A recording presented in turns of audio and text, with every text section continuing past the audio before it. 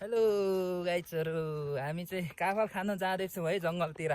आज अलि बिदाको दिन पनि, त्यसै कारणले यसो काफल चाख्दिउँ भनेर चाहिँ हिँडेको। हामी पनि यसो काफलको बोट पुग्नुलाई चाहिँ निकै 1-1.5 किलोमिटर हिँडेपछि चाहिँ पुगिएला जस्तो छ काफलको बोट। साथीहरू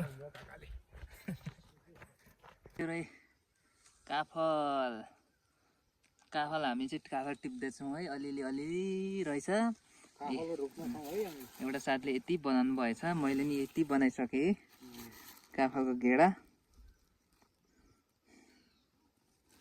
यति लगभग 1/2 केजी भन्दा बढी भएछ काफल।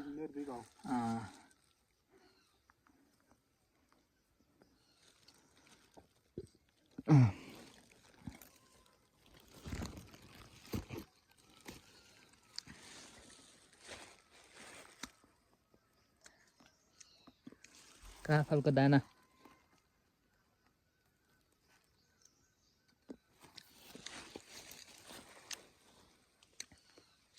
अलिअलि रहेछ साथीहरू।